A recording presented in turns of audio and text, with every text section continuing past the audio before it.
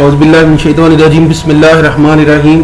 अजीज़ तालिब इल्म, मैं आपको रिसर्च मेथड इन एजुकेशन के लेक्चर नंबर 16 में वेलकम करता हूं। आज का हमारा लेक्चर इस सेमेस्टर का आखिरी लेक्चर होगा। आज मैं आपको रिसर्च में जो डाटा कलेक्शन है, टूल डेवलपमेंट है और डाटा रिकॉर्डिंग और फिर उसको टेबल को इंटरप्रेट कैसे करना है वो समझाने की कोशिश करूंगा। ये बड़ा अहम लेक्चर है, इसको ज़रा तवज्जो से देखिए और समझने की कोशिश कीजिएगा कि आपने फिर रिसर्च में ये सारे काम करने हैं। तो number 1 is procedure to record data and analyse data. सबसे पहले क्या करेंगे, डाटा रिकॉर्ड करने से पहले और एनालाइज करने से पहले हम टूल या इंस्ट्रूमेंट ऑफ द स्टडी बनाते हैं। तो टूल या इंस्ट्रूमेंट ऑफ द स्टडी बनाने के लिए हम कई तरीके इस्तेमाल कर सकते हैं, लेकिन मेरे नज़दीक जो बड़ा अहम ज़रूरी है आपको देखना वो है alignment of the following factors. Study को throughout the study in 3-4 चीज़ों की अलाइनमेंट बड़ी ज़रूरी है। मसलन topic of the study, objective of the study, research questions, tool development, data collection analysis, finding, results and reporting. इन सारे topics में, सारे फैक्टर्स में, सारे एरियाज में अलाइनमेंट बहुत ज़रूरी है। मसलन ऑब्जेक्टिव जो है वो टॉपिक के मुताबिक होंगे और रिसर्च क्वेश्चन जो है वो ऑब्जेक्टिव्स के मुताबिक होंगे, हाइपोथेसिस ऑब्जेक्टिव के मुताबिक होगी। रिसर्च क्वेश्चन को देखते हुए टूल डेवलप किया जाएगा, जितने आइटम्स रखे जाएंगे वो उन रिसर्च क्वेश्चन का जवाब देते हुए नजर आएंगे। फिर इसी तरह से जो डाटा डिसाइड किया गया है वही डाटा कलेक्ट होगा और उसी तरह से एनालिसिस होगा कि उससे रिजल्ट्स भी वही आए, वही फाइंडिंग्स आए, वही रिपोर्ट हो जो हमने टॉपिक से लेके नीचे तक अलाइनमेंट उसको कर लिया। किसी एक जगह पे भी अलाइनमेंट टेढ़ी होगी तो फिर आपकी रिसर्च स्टडी अच्छी रिसर्च स्टडी नहीं कहलाएगी। तो आपने थ्रू आउट द स्टडी इनकी अलाइनमेंट को जरूर मद्देनजर रखना है कि कोई चीज टेढ़ी मेढ़ी या इधर उधर ना हो जाए। Topic of the study, select a topic of your own choice interest. ये पहले हो गया कि आप अपनी इंटरेस्ट का, अपनी एक्सपीरियंस का, अपनी एक्सपर्टीज का टॉपिक जो है वो जरूर वो सिलेक्ट करें।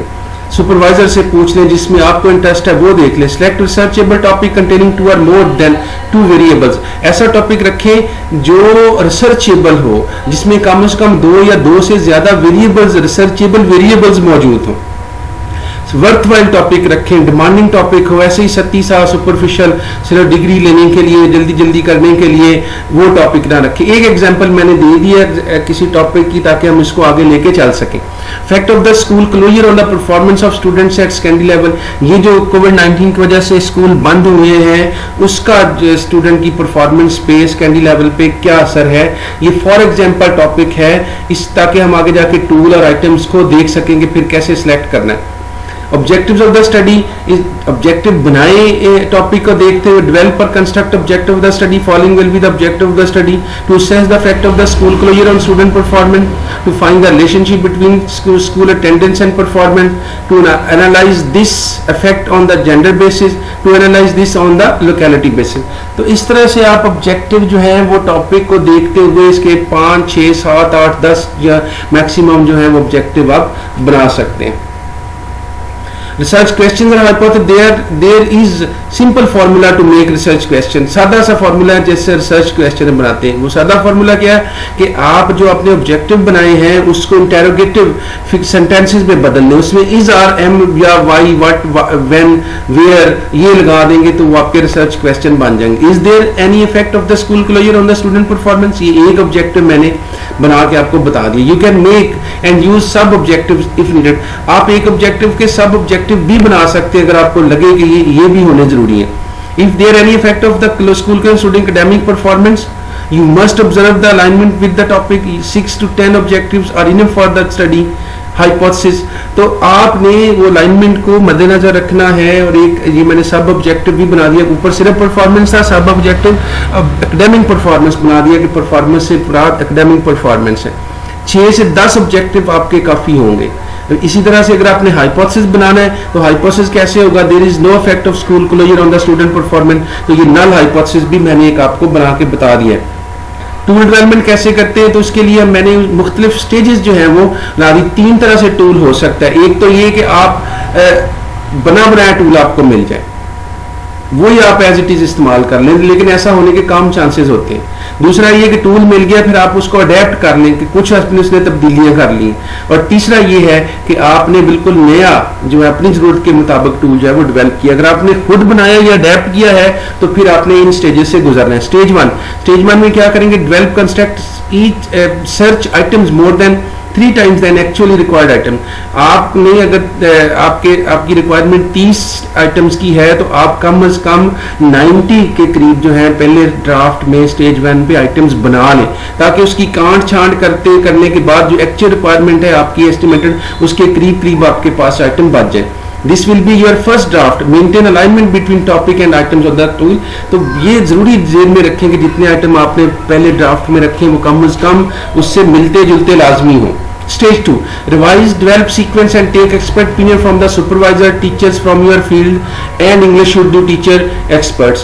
तो अब जो आपने फर्स्ट ड्राफ्ट बना लिया स्टेज 2 में उसको देख लें, एक दफा रिवाइज रीडिंग दे के रिवाइज कर लें, उसकी तरतीब सही कर लें, उसमें सीक्वेंस डेवलप कर दें और उस पर अब फिर अपने एक्सपर्ट्स की ओपिनियन ले लें। जो आपका सुपरवाइजर हो सकता है, आपके फील्ड का कोई टीचर हो सकता है, या अगर इंग्लिश और उर्दू वाले जो अच्छे टीचर हैं, एक्सपर्ट्स हैं, उनको दिखा लें।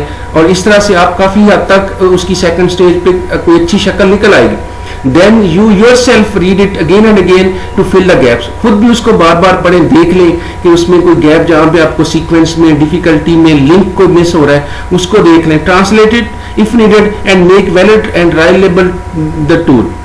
उसको ट्रांसलेट कर लें, अगर किसी अनपढ़ बंदे को देना है, छोटे बच्चों को देना है जो खुद से अंग्रेजी और उर्दू पढ़ नहीं सकते, तो उसको उर्दू में ट्रांसलेट कर लें और उनको वैलिड और रिलायबल बनाने की कोशिश करें। Make reverse translation in case of Urdu translation. अगर आपने इंग्लिश से उर्दू में ट्रांसलेट किया तो उसकी रिवर्स ट्रांसलेशन भी कर लें। रिवर्स ट्रांसलेशन से मुराद ये है कि एक दफा उसका तर्जमा करें, फिर उस तर्जमे का अंग्रेजी में उसको ट्रांसलेट करें। अगर तो वही फिक्रा बन जाए जिसका आपने उर्दू में तर्जमा किया है तो इट मीन्स आपने तर्जमा सही कर लिया है। अगर वो ना बने तो फिर उसके तर्जमे को रिवाइज करें।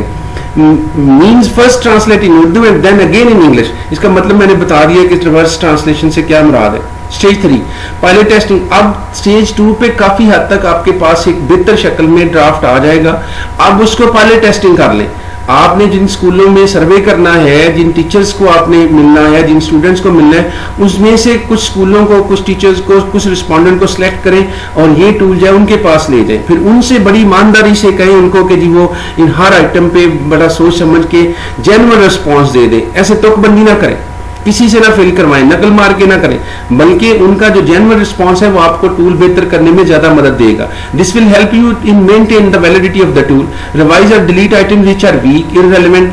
ऐसी आइटम्स को निकाल दें जो वीक हो गई है, जिनको अटेम्प्ट नहीं किया लोगों ने, जो उनको समझ नहीं आई, जो लोगों ने कहा इररिलेवेंट है, तो उनको डिलीट कर दें। भी हमारे पास इनफ आइटम्स होंगी कि हम उनको उसमें से कुछ निकाल सकें। You may calculate the reliability through the cord match alpha formula if needed. उसकी अगर रिलायबिलिटी निकालनी है तो फिर ये फार्मूला बकायदा कि जो लोगों के रिस्पॉन्स आए हैं उसको हम कंप्यूटर में डालते हैं। कंप्यूटर उनमें से उनका डिफिकल्टी के लेवल से या अटेम्प्ट करने के हिसाब से कुछ को वीक कर देता है, कुछ को स्ट्रॉन्ग कर देता है, कुछ को बिल्कुल नीचे ले जाता है। तो हम 0.5 और उससे ऊपर वाले जो जिनकी कॉर्ड मैच अल्फा वैल्यू आएगी उसको रख लेते हैं। उनकी नीचे आती है, ज्यादा नीचे जाएगी तो उसको कुछ को रिवाइज और कुछ को डिलीट कर देते हैं आइटम्स को। ये असल में इंटर आइटम जो कंसिस्टेंसी है उसको निकालने के लिए कॉर्ड मैच अल्फा लगाते हैं। Stage 4, final draft will be ready and this stage to collect the data.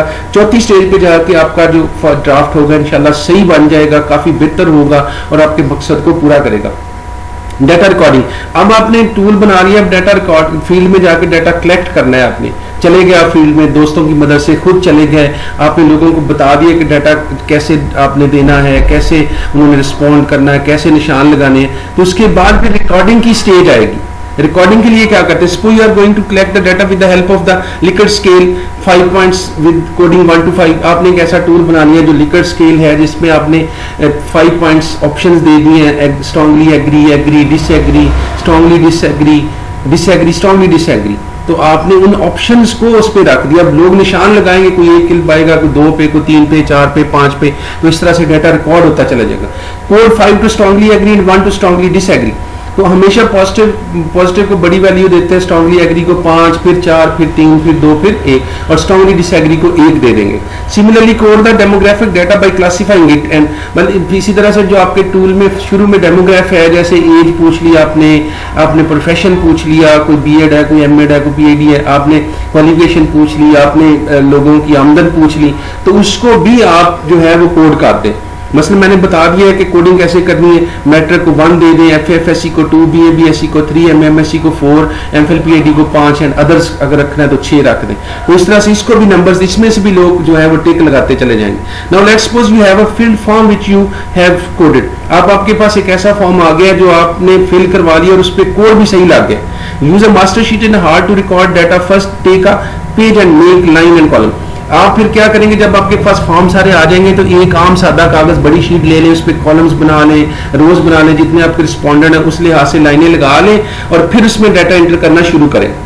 Respondent number 1 आ जाएगा, एक तरफ आपकी सीरियल नंबर आ जाएगा, ऊपर आप रिस्पॉन्डेंट नंबर 1 लिख देंगे, एक तरफ सीरियल आ जाएगी, सीरियल नंबर 1 2 3 जो आपके नंबर्स ऑफ रिस्पॉन्डेंट है, और दूसरी तरफ स्टेटमेंट नंबर 1 2 3 4 5 6, या आपका डेमोग्राफ अगर पूछा है तो वो पहले आएगा, एज है, क्वालिफिकेशन है, प्रोफेशनल क्वालिफिकेशन है, या आपका जो भी आपने डेमोग्राफिक पूछा है वो आएंगे, फिर स्टेटमेंट नंबर 1 2 3, फिर आप उस पर रिकॉर्ड करना शुरू करें। मसलन स्टेटमेंट नंबर 1 पे रिस्पॉन्डेंट नंबर 1 ने आपने क्या लगाया, उसने फर्ज किया पहली स्टेटमेंट पे 4 लगाया तो आप पहली स्टेटमेंट में 4 लगा देंगे, दूसरी पे उसने 3 लगाया तो दूसरी स्टेटमेंट पे 3 आ जाएगा। इस तरह से जो 30 स्टेटमेंट या 32-35 स्टेटमेंट है वो रिस्पॉन्डेंट नंबर 1 की आप सारी रिकॉर्ड कर लेंगे। इसके लिए आप एक्सेल शीट भी इस्तेमाल कर सकते हैं, लेकिन ज्यादा बेहतर है कि आप कागज इस्तेमाल करें, क्योंकि आम कागज का फायदा ये होगा कि आप उसको जहां पे मर्जी अपने साथ ले जा सकते हैं। ये फॉर एग्जांपल मैंने बता दिया एक टेबल बना के कि सीरियल नंबर 1 2 3, फिर आपका मैंने यहाँ पे डेमोग्राफ नहीं रखा, सिर्फ आपकी आइटम रखी है, आइटम नंबर 1 2 3 4 की एग्जांपल है, फिर आप इसको 30-35 तक ले जा सकते हैं, और जो ऑप्शन टिक की गई है वो भी मैंने लगा दिए साथ। Transfer this data into SPSS sheet which is very similar to the Excel sheet. ये डाटा जो आपने उस पे रखा है मास्टर शीट पे, फिर उसको आपने एक्सेल में डाल दिया और एक्सेल से उठा के आपने एसपीएसएस में डाल दिया। Now your data is ready to apply formula. Analysis can be done with the help of the supervisor or anybody else. आप खुद भी कर सकते हैं, सुपरवाइजर से करवा लें या किसी से भी करवा लें। ये एक टेबल मैंने दे दी है, किसी as a for example table है कि किस तरह से आप डाटा रखेंगे। ये 5 ऑप्शंस आ गई आपकी, टोटल 172 आपके रिस्पॉन्डेंट आ गए। स्ट्रांगली एग्री में 100 लोग हैं, एग्री में 59 है, अनडिसाइडेड में 4 हैं, डिसएग्री में 1 है, स्ट्रांगली डिसएग्री 5 है, डिसएग्री में 4 है, टोटल 172 हो गए। फिर उसकी परसेंटेज निकालनी है और आखिर में मीन निकालिए। ये बड़ा सादी सी कैलकुलेशन है, सिंपल परसेंटेज और मीन का फॉर्मूला लगा है। एमफिल में हम आमतौर पर एडवांस फार्मूला लगवाते हैं, लेकिन ये भी फॉर एग्जांपल आपके लिए कि किस तरह से टेबल बनेगा, फिर आपने इंटरप्रेट कैसे करना है, नीचे उसकी इंटरप्रिटेशन भी है। ये टेबल नंबर शो करता है कि आज statistic regarding the perception of the teachers about the, ये एक मैंने टेबल किसी थीसिस से उठाया, establishment of separate board of examination for the student with special need. एक ऐसा टॉपिक है जिसमें ये पूछा गया टीचर से कि ये जो स्पेशल बच्चे हैं इनके लिए एग्जामिनेशन बोर्ड अलहदा से होना चाहिए ताकि उसकी उनकी जरूरतों को देखते हुए इम्तहान लिया जा सके। 100% रिस्पॉन्डेंट 58.1 जो है out of 172 are strongly agreed that there must be separate board of the examination. 59 respondent 34.3% are agreed with there must be a separate board of the, it means 92% जो है वो ओवरऑल एग्री कर रहे हैं इस statement से कि उनका अलहदा से बोर्ड ऑफ एग्जामिनेशन होना चाहिए। This table shows simple percentage and mean were calculated, but sometimes have to use advanced formula at MPhil level, but that will also be done through the SPS in the same way. अगर advanced formula भी लगाना है तो data enter हो जाएगा, तो वो तो सिंपल हम SPSS में फार्मूला एग्जीक्यूट करते हैं और उसका रिजल्ट आ जाता है और ऐसे ही हम इसको एनालाइज भी कर देते हैं। रिपोर्टिंग कैसे करेंगे, रिपोर्टिंग में भी ये ध्यान में रखें, report the results in the following alignment. Objective इस तरह से लिखेंगे ना, आपके ऑब्जेक्टिव नंबर 1, उसी तरह से उसके टेबल नंबर 1 और उसी तरह से फाइंडिंग्स में जाके भी जो पहली फाइंडिंग आएगी वो ऑब्जेक्टिव नंबर 1, टेबल नंबर 1 और फाइंडिंग नंबर 1, ये अलाइनमेंट उसमें जरूर मद्देनजर रखें। First tables will represent the answer to the justify the objective number 1 and then objective number 2 and so on। इस तरह से objective 3 4 5 हम सारे की तरतीब के साथ उसको justify कर देंगे। rest of the lecture is allocated for the your queries about the previous lectures।